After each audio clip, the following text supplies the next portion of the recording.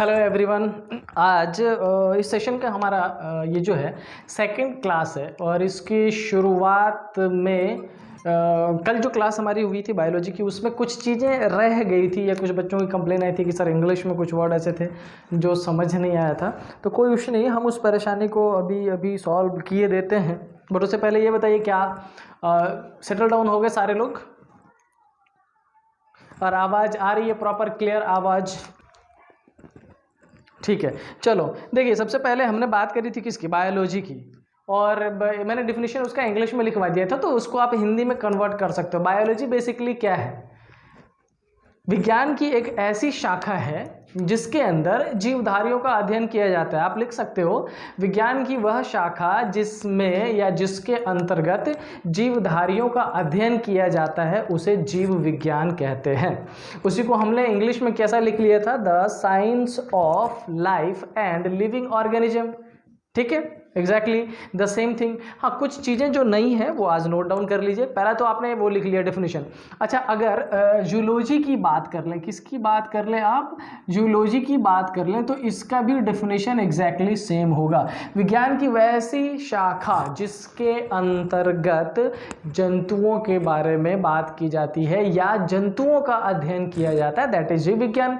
हिंदी में हो गया जंतु विज्ञान। और अगर बात कर ले किसकी, बोटनी की, वनस्पति विज्ञान, तो आप क्या बोलोगे, विज्ञान की वैसी शाखा जिसके अंतर्गत किसके बारे में, पेड़ पौधों के बारे में अध्ययन किया जाता है, दैट इज योर वनस्पति विज्ञान। ऑलराइट, खुश? चलो, आई होप अब हिंदी में समझ आ जाएगी चीज़ों को, विज्ञान, जीव विज्ञान और जंतु विज्ञान और वनस्पति विज्ञान। ठीक है, चलिए।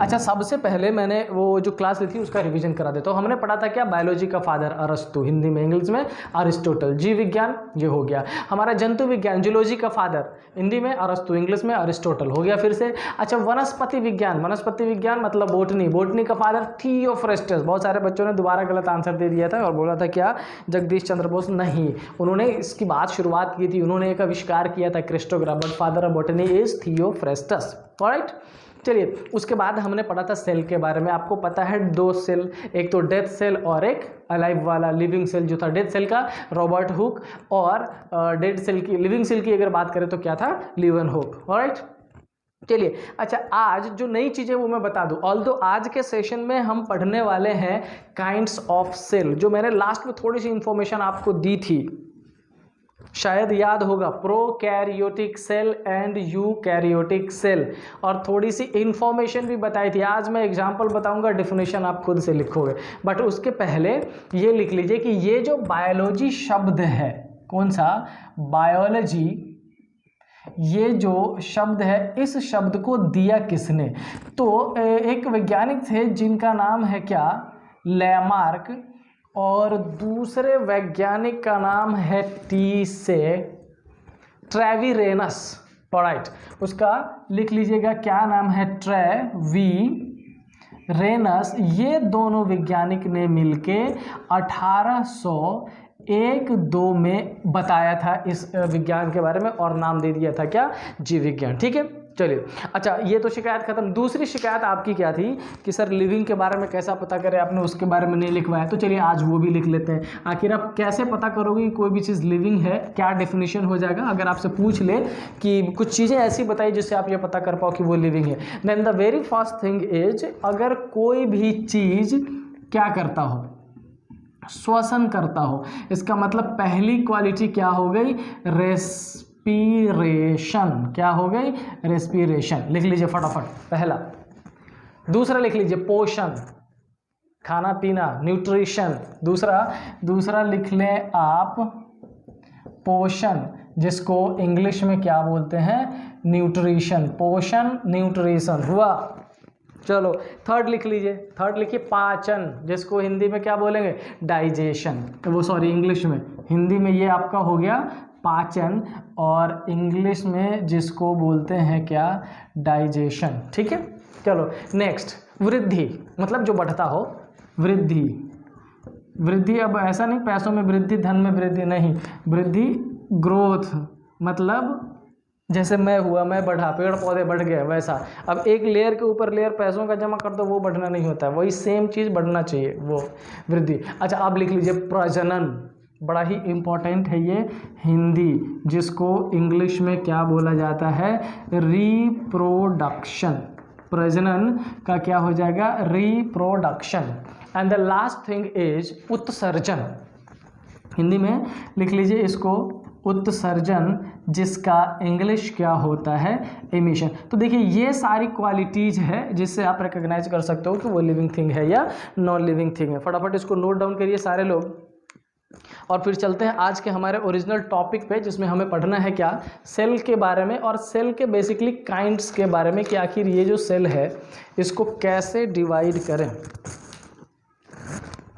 चलो अब पढ़ते हैं सेल के बारे में कि आखिर ये सेल डिवाइड कैसे होता है। अच्छा, मैंने कल आपको नेम तो बता दिया था कि ये दो होता है, एक प्रोकैरियोटिक सेल और यूकैरियोटिक सेल। एक्चुअल में होता क्या है, ये सपोज कर लो एक घर है जिसके अंदर हमने कुछ सामान रखा है, लाइक सपोज कर लो आपने राइस, व्हीट, शुगर एंड ये सारी चीज़ें, ठीक है।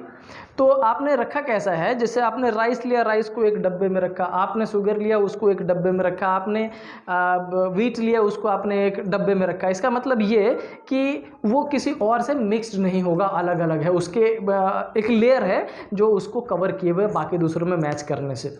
और दूसरा क्या होता है कि आप एक रूम है, आपने उसमें ये सारी चीज़ें लेके आए और उसको एज वेल पुट डाउन कर दिया, आपने रख दिया, वो सारे मिक्स्ड हो गए, यही हो गया दो। तो जिसमें लेयर वाइज हो गया, कंपार्टमेंट हो गया, जिसमें आपने चीज़ों को अलग अलग डब्बे में रखा है, वो आपका सेल हो जाता है कौन सा, यूकैरियोटिक सेल।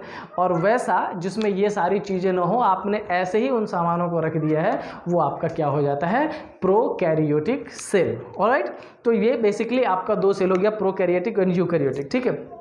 तो हम इसी को पढ़ने वाले हैं आज अलग अलग। पहले प्रोकैरियोटिक पूरा पढ़ लेते हैं एंड देन पढ़ेंगे कौन सा, यूकैरियोटिक। और मैं ऐसा इसलिए कह रहा हूं क्योंकि आपका आवाज आ रही है प्रॉपर, आपका क्वेश्चन इसमें दो तरीके से पूछा जा सकता है। आपसे डायरेक्टली पूछ सकता है what is cell and define, तो आपको इसमें एक साथ लिखना पड़ेगा। बड़े सारे टाइम आपसे ये पूछ लेता है कि डिफाइन या find the difference between prokaryotic and eukaryotic cell. तो अपन ऐसा पढ़ते हैं उसको कि इस दोनों ही क्वेश्चन का आंसर आप लिख सको, ठीक है। लिख लीजिए सबसे पहला प्रोकैरियोटिक सेल, आपका जो फर्स्ट नेम है दैट इज प्रोकैरियोटिक सेल। आखिर इसको समझ तो गए आप कि ये एक ऐसा सेल होता है जिसके अंदर जो ऑर्गेनेल्स है वो किसी मेम्ब्रेन से बाउंड नहीं होता है, वो विदाउट बाउंड हो जाता है, और अपन उसको क्या करते हैं, डायरेक्टली चेकआउट कर लेते हैं, ठीक है। तो सबसे पहला डेफिनेशन आप लिख लो इसका इंग्लिश में, देन हम कन्वर्ट करेंगे हिंदी में। लिखिए तो it is a single sailed, it is a single celled और यूनिसेल्यूलर, सिंगल सेल्ड और यूनिसेल्यूलर। मैं साथ में लिख भी रहा हूं, देखते रहना। It is a single celled और यूनिसेल्यूलर, सिंगल सेल्ड और यूनिसेल्यूलर दोनों एक ही चीज़ है। सिंगल सेल्ड का वही मतलब हो जाता है यूनिसेल्युलर, मतलब जिसमें एक कोशिका हो, जिसको आप दूसरे लैंग्वेज में क्या कह सकते हो, एक कोशिकीय। It is a single celled organism, single celled organism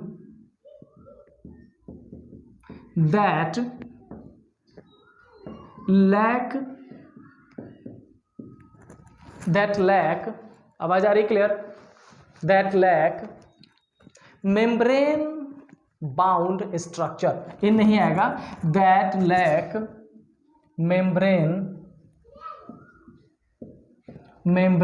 bound structure। अच्छा, इसका अगर आप हिंदी करो तो हिंदी क्या हो जाएगा, इसका मतलब एक ऐसी कोशिका जो सिंगल है, अकेले है, वो अकेले बढ़ सकता है, एक ऐसी कोशिका जिसमें झिल्ली, जिसके बाहर झिल्ली ना दिया गया हो, दैट इज क्या हो जाता है, प्रोकैरियोटिक सेल। ऑलराइट, चलिए।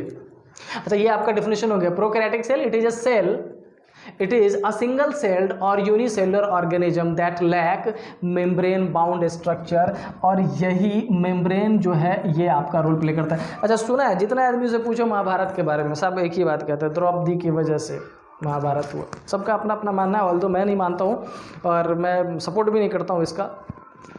एग्जैक्टली सेम कंडीशन यहाँ पर है। ये जो मेम्ब्रेन है ना, इसी ने सारी कहानी बना दी है।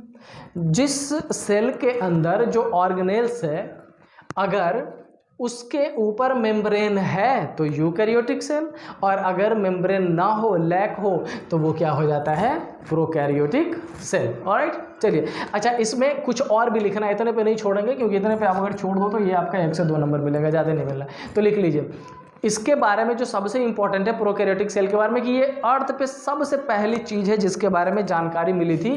तो लिखिए तो फटाफट, it is known to be earliest on अर्थ।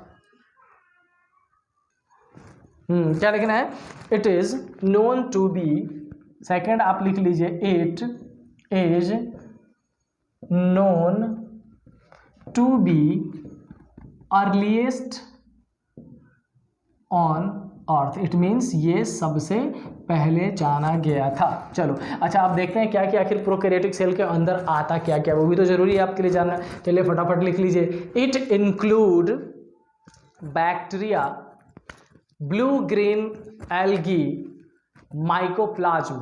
ठीक है, सबसे पहला आपका क्या है, बैक्टीरिया, उसके बाद क्या है आपका ब्लू ग्रीन एल्गी, उसके बाद क्या है आपका माइकोप्लाज्म।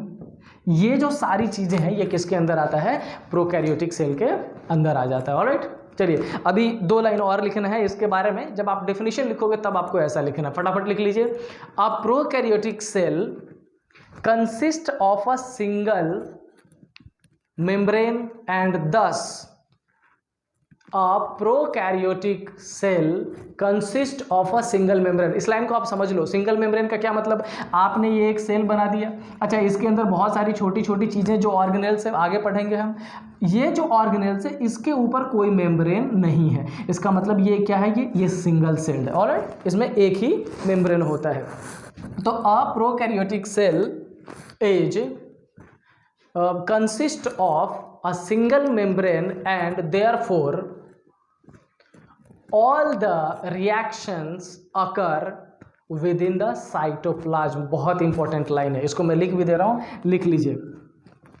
प्रोकैरियोटिक सेल कंसिस्ट, कैसा होता है, कंसिस्ट सिंगल मेम्ब्रेन, एक लौता होता है सिंगल मेम्ब्रेन, जो सिर्फ और सिर्फ उसको आउटर इन्वायरमेंट से बचाता है, सिंगल मेम्ब्रेन।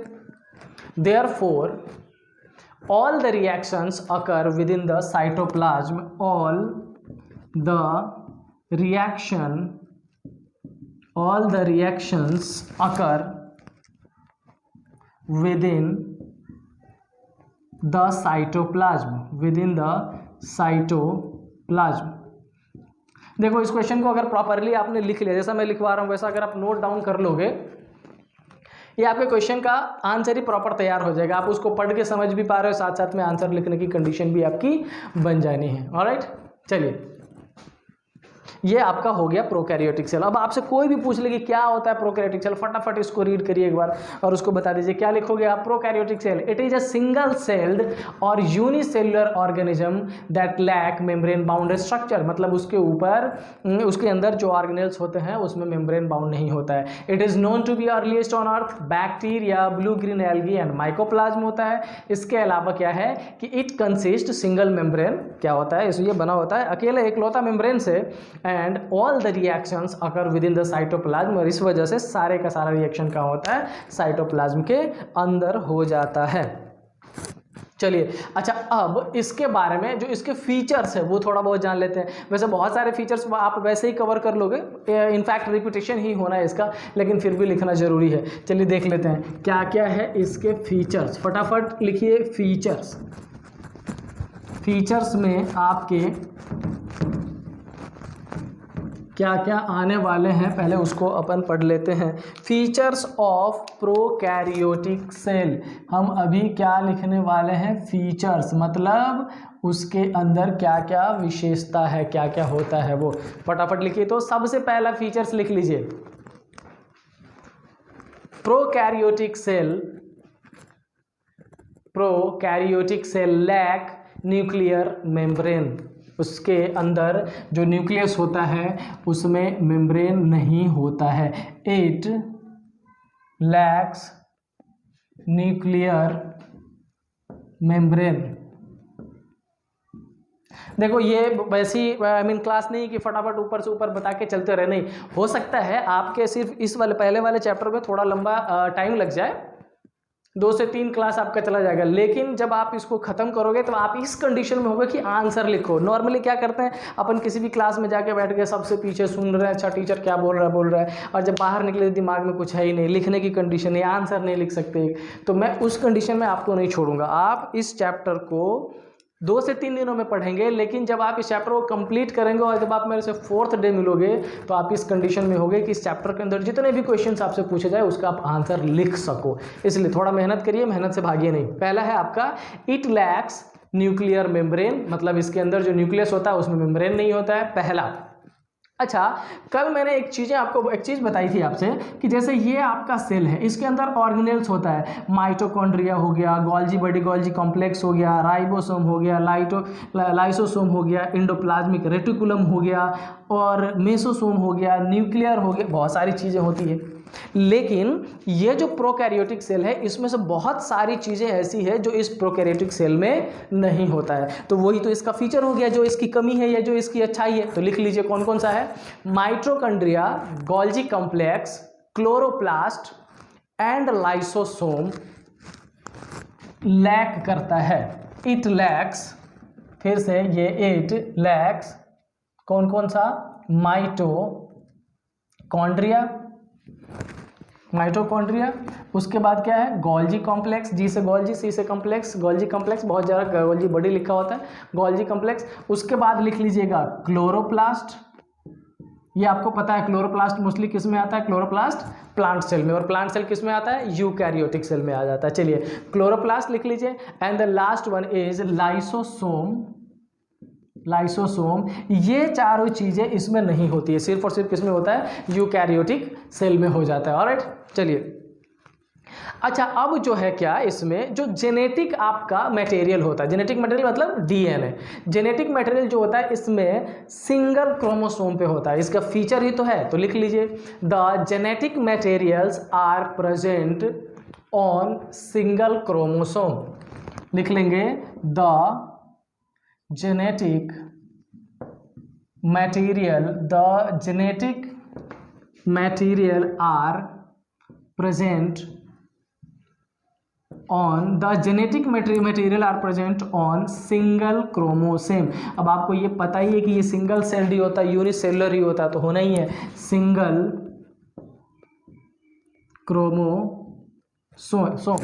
क्रोमोसोम। फटाफट नोट डाउन कर लीजिए। नेक्स्ट, अच्छा, एक प्रोटीन होता है जिसको हिस्टोन प्रोटीन बोलते हैं, the histone proteins are lack in this. तो क्या लिख दोगे, इट लैक्स इन, यहां से इट लैक्स इन एक प्रोटीन होता है जिसको क्या बोलते हैं, हिस्टोन प्रोटीन। ये भी किस में होता है, यूकैरियोटिक सेल में ही होता है। अच्छा देखो, बहुत सारी चीजें आप इससे ही कवर कर लोगे, आपको पता है कि जो चीजें यहाँ नहीं है वो कहाँ होना है, यूकैरियोटिक सेल में होना है। तो आप चाहो तो इसको मैं लिखवा दे रहा हूँ, इसका फीचर उसका फीचर आप खुद ही लिख लोगे, लेकिन फिर भी चलिए नेक्स्ट लिखते हैं, नेक्स्ट वाला। अच्छा, अब क्या है, चूंकि इसमें माइटोकॉन्ड्रिया तो होता नहीं है, तो माइटोकॉन्ड्रिया का जो फंक्शन है, आखिर ये सेल है, लिविंग सेल है, तो करना तो पड़ेगा ही, तो आखिर कौन करता है, तो उसका जो काम होता है वो इसके अंदर कौन करता है, प्लाज्मा मेम्ब्रेन, जिसको आपने सेल वॉल पढ़ा था, सॉरी सेल मेम्ब्रेन क्या पढ़ा था, कोशिका झिल्ली, वो काम करता है इसके अंदर। ठीक है, तो लिख लीजिए the plasma membrane act as a mitochondrial membrane carrying respiratory enzymes। The plasma membrane, कौन सा, plasma membrane act as a mitochondrial membrane carrying respiratory enzyme। Plasma membrane कैसा करता है, act as a mitochondrial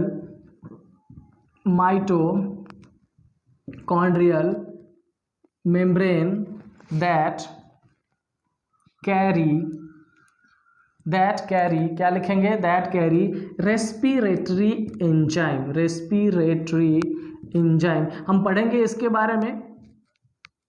basically अभी इतना जान लेते हैं कि जो हमारा फेफड़ा होता है जिसके बारे में हम सुनते हैं रेस्पिरेशन का, दैट इज द स्टोरेज, वहाँ हम स्टोर करते हैं। बाकी ये माइटोकॉन्ड्रिया ही होती है जो सेल के ट्रांसपोर्टेशन को मतलब ऑक्सीजन का ट्रांसपोर्टेशन करता है एक पार्ट से, एक सेल से दूसरे सेल की तरफ, ठीक है। चलिए, अच्छा इसके आगे एक लास्ट इसका फीचर और आप लिख लें जो बहुत ज़्यादा इंपॉर्टेंट है, सबको ज़रूरत भी होती है।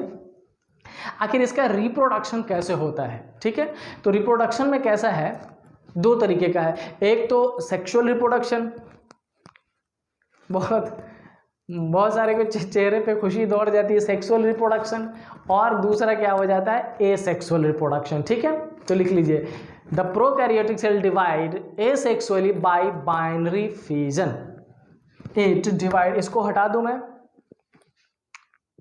चलिए लिखिए, तो डिवाइड या it divide asexually by binary fission. कौन सा है ये, बाइनरी फिजन। अब ये होता क्या है, इसको पढ़ेंगे अपन। बाइनरी फिजन बेसिकली टूटना होता है दो अलग अलग पार्ट्स में। And the sexual mode of reproduction involves conjugation and the sexual mode of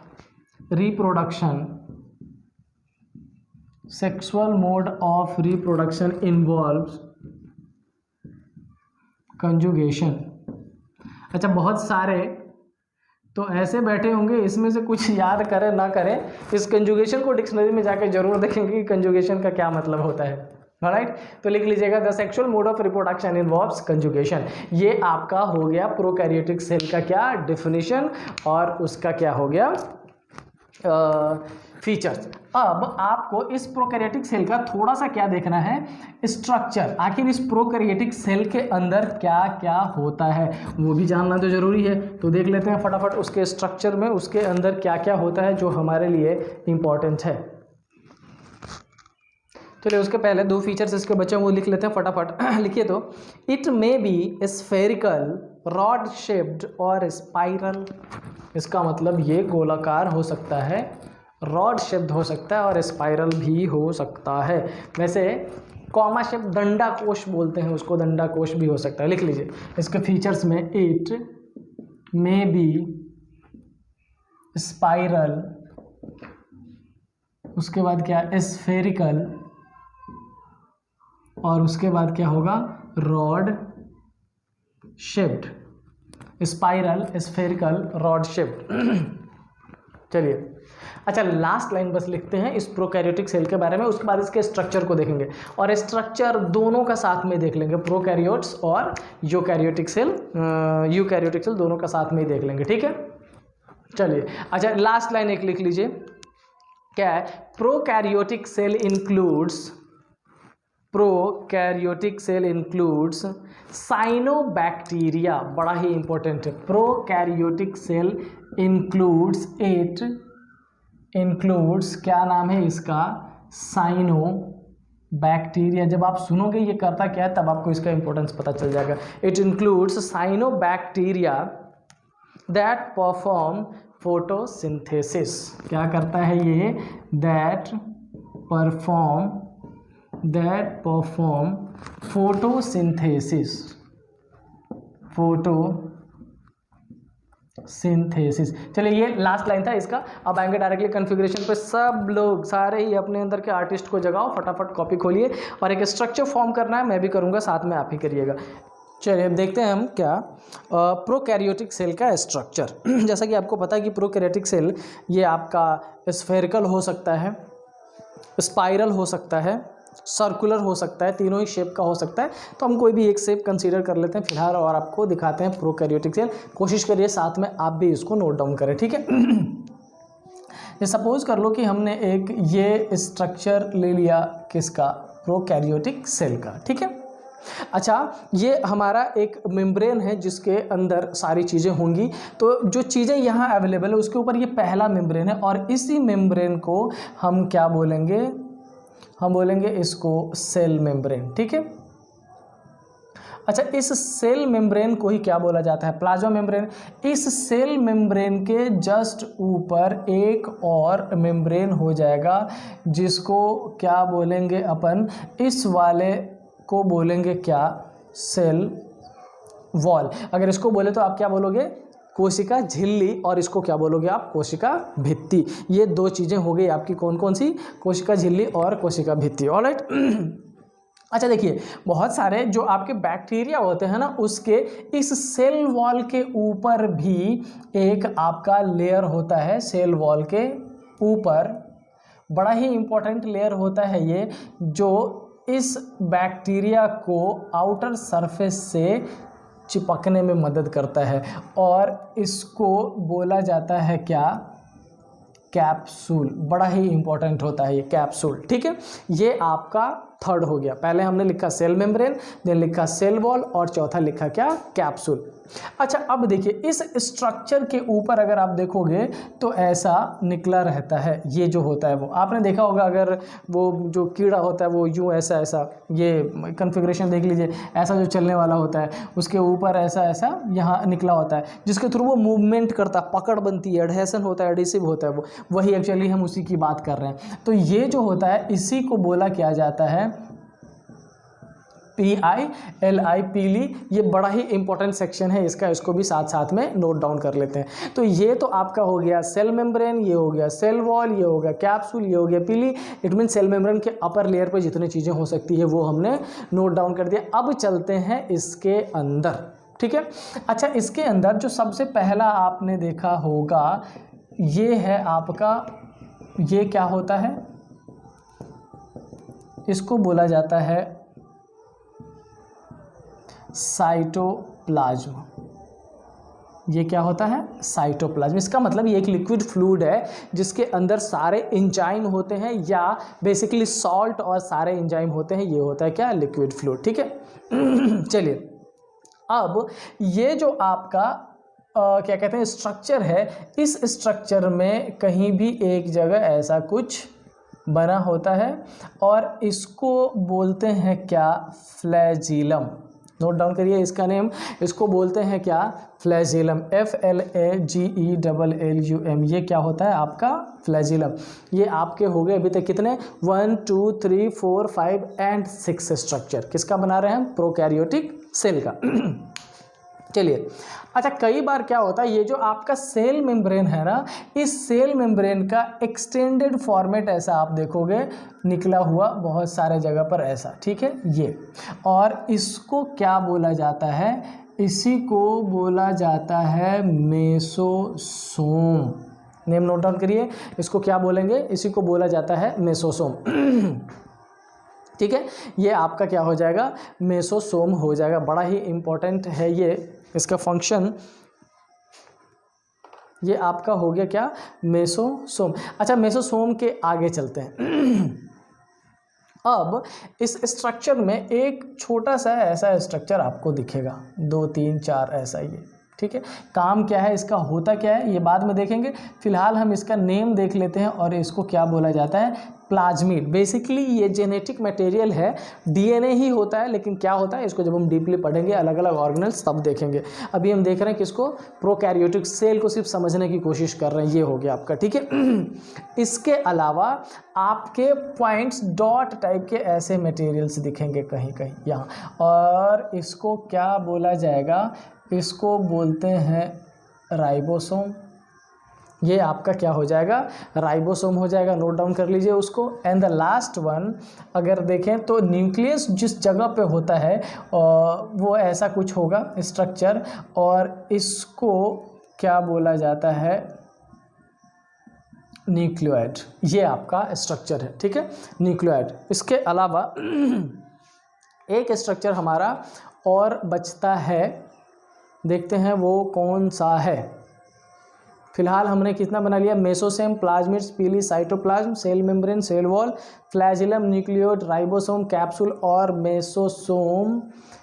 1 2 3 4 5 almost. Prokaryotic cell में जितने भी ऑर्गेनेल्स होने चाहिए वो सारे हमने यहाँ लिख दिए हैं, इसको फटाफट note down.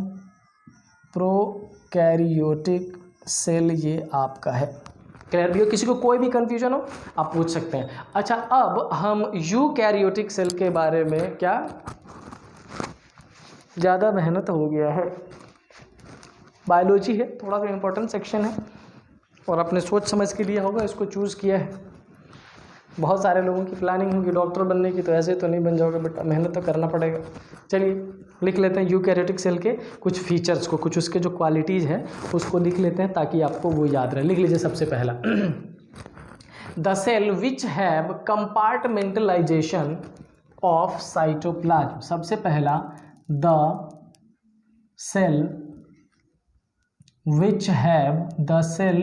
Which have compartmentalization, जो मैंने आपको बताया था, कंपार्टमेंटलाइजेशन ऑफ किसका, साइटोप्लाज्म। क्योंकि जितने भी ऑर्गेनेल्स होते हैं वो किसके अंदर होता है, उसी के अंदर तो होता है। अभी हमने स्ट्रक्चर में भी देखा था, कंपार्टमेंटलाइजेशन ऑफ साइटोप्लाज्म। जल्दी जल्दी लिखिए सारे लोग, compartmentalisation of cytoplasm through the presence of membrane bound organelles, through the presence of जो important है वो ये है, क्या, membrane, through the presence of membrane bound organelles। क्या है आपका, through the presence of membrane. सबसे इंपॉर्टेंट यही है कि जितने भी ऑर्गेनेल्स इसके अंदर होते हैं, लाइक एक की बात कर ले, सिंपल माइटोकॉन्ड्रिया की ही बात कर लेते हैं, तो वो एक ऐसा स्ट्रक्चर है जो मेम्ब्रेन बाउंड होता है, उनका अपना मेम्ब्रेन होता है। और प्रोकैरियोटिक में होता है ऑर्गेनेल्स एक तो है ही नहीं, बहुत कम प्रेजेंट है, दूसरा जो है उनके अपने मेम्ब्रेन प्रेजेंट नहीं है, सबसे पहला। दूसरा लिख लीजिए, it includes all the plastids, plant, animal and it includes all the plastids, plants, animals and fungi। ये सारे इसके अंदर, जैसे उसके अंदर आपने क्या लिखा था कि सारे बैक्टीरिया हो जाते हैं, ब्लू ग्रीन एल्गी हो जाते हैं, वो सारा होता है। इसके अंदर क्या हो जाता है, plastid, plants and animal and fungi हो जाता है सारा। ऑलराइट, नेक्स्ट लिख लीजिए, it has an organized nucleus with nuclear membrane. ये बहुत ज़्यादा इंपॉर्टेंट है। It has organized nucleus with nuclear membrane. क्या होता है, न्यूक्लियर मतलब ये जो न्यूक्लियस होता है उसके बाहर क्या होता है, मेम्ब्रेन होता है, न्यूक्लियर मेम्ब्रेन। लेकिन वही अगर प्रोकैरियोटिक सेल की बात करें तो उसमें नहीं होता, वो साइटोप्लाज्म में ही धंसा हुआ होता है। ऑलराइट, चलिए नेक्स्ट लिख लीजिए, 2 लाइन बस और लिखना है, फिर आज की क्लास खत्म, नेक्स्ट क्लास में मिलेंगे। द जेनेटिक, फिर वही उसमें क्या था, सिंगल क्रोमोसोम पे था, डीएनए हमारा, इसमें क्या है, the genetic material are organized in chromosome. The genetic material are organized कहाँ, chromosome. The genetic material are organized in chromosome. And the last line is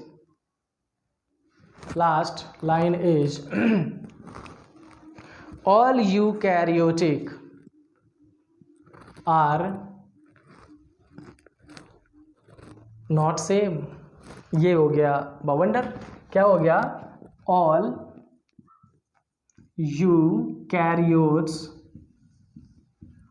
eukaryotes are not same. और यहीं पर आपका फिर से सेल दो अलग पार्ट्स में डिवाइड हो जाएगा। एक आपका हो जाएगा प्लांट सेल और दूसरा हो जाएगा कौन सा, एनिमल सेल। दोनों में जो डिफरेंस है वो अभी बता ही दिए देता हूँ मैं आपको, लिख लीजिएगा। All eukaryotes are not same, basically लिखा है आर नॉट आइडेंटिकल, मतलब एक जैसा नहीं है, वो अलग है। किसमें है वो, एक हो जाता है आपका क्या, प्लांट सेल, और दूसरा क्या हो जाता है, एनिमल सेल। ठीक है, एक क्या होता है प्लांट सेल और दूसरा एनिमल सेल। ऊपर वाला नोट डाउन हो चुका है, ठीक है। एक प्लांट सेल और दूसरा एनिमल सेल, ठीक है, लिख लीजिए फटाफट। Plant cell have cell wall, plastid and large central vacuole. Plant cells have cell wall, जैसे हमने वहाँ लिखा था यूकैरियोटिक पे, तो हम एक साथ लिख रहे थे इसलिए हमने क्या बनाया, उसके सेल वॉल बनाया था। बट ध्यान रखिएगा कि यूकैरियोटिक में सिर्फ प्लांट सेल पे ही होता है। जो आपने देखा होगा पेड़ के ऊपर एक मोटा सा उखड़ रहा होता है चंद्रा टाइप का, वो होता है आपका सेल वॉल, बट वो एनिमल में नहीं होता है। Plastid cell wall, plastid and central vacuole. Cell wall, plastid and large, बहुत बड़ा होता है, लार्ज सेंट्रल वैक्यूल, ये आपका प्लांट सेल में होता है। लार्ज सेंट्रल वैक्यूल हो गया। Which are absent in animal cell, लिख लीजिए, which are absent in animal cell. Which are absent, ये चारों चीजें प्लांट सेल में होता है, एनिमल सेल में नहीं होता है। And the last thing is animal cell have centriole. Animal cell